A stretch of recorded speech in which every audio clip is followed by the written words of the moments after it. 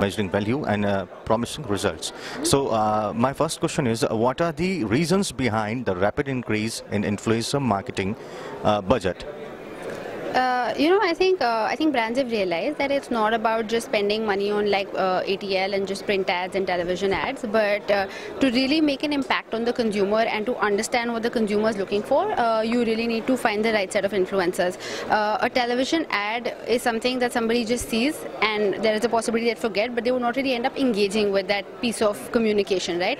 I think through social media and digital channels now, when we have influencer-led campaigns, it's very easy to sort of assess what is the consumer's reaction to that kind of communication, right? So what kind of sentiment they're sharing. Do they like it? Do they don't like it, right? So I think that's become very important for marketers to understand that what is the sentiment that is going behind it, and also for brands to start engaging with the consumers. So I think influencer marketing in general gives marketers a great way to engage with their active set of consumers.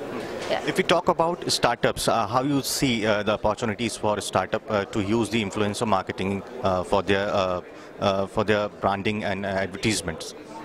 So I think we are also like technically a startup. We started 3 years back.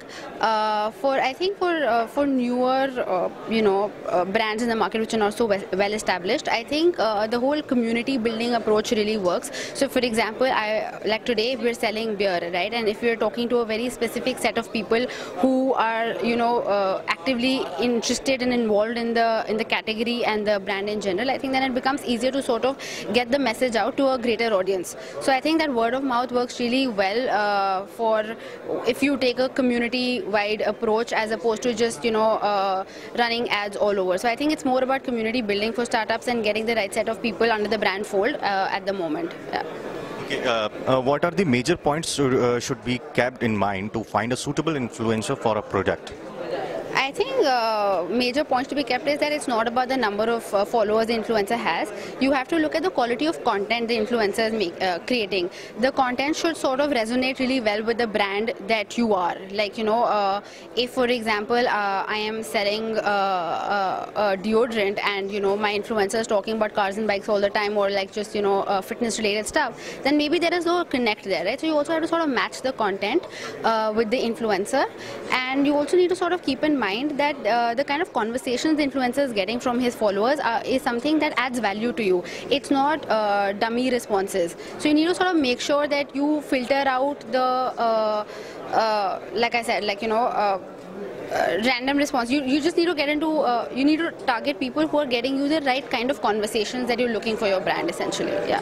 Any message for IAMAI?